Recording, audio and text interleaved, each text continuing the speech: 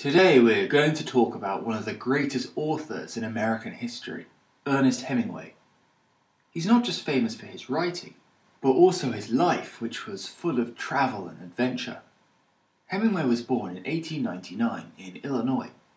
His family lived in Chicago for most of the year, but they also went north during the holidays to a small house they owned in the countryside. While here, Hemingway learned to enjoy nature and the outdoors life, in particular fishing and hunting animals. At school, he loved sports like athletics and boxing. He was also very good at English and started working for the school newspaper. After he finished school, he got a job at a real newspaper in Kansas. It was here that he would learn to write in his famous style. A very simple, clean, minimalist style. He later said that this newspaper gave him a book that had advice on how to write well. It gave a few rules on good writing.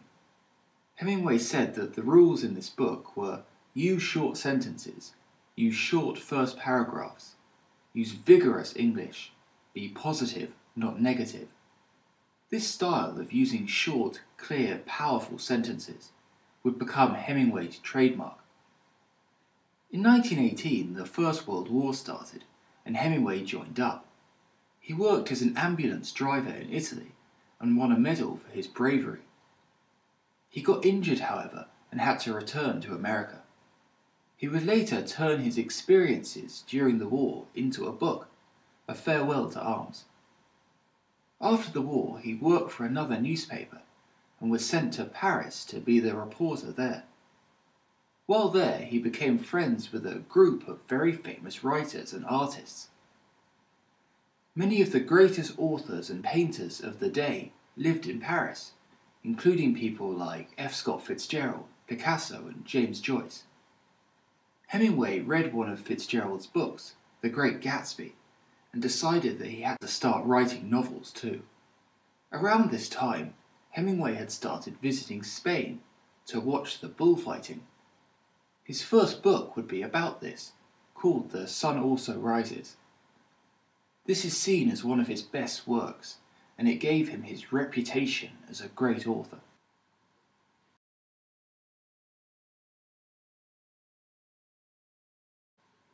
After Paris, he went back to live in America, this time in Florida. He still spent a lot of time traveling though, including hunting on safari in Africa, fishing out at sea, and watching bullfighting back in Spain.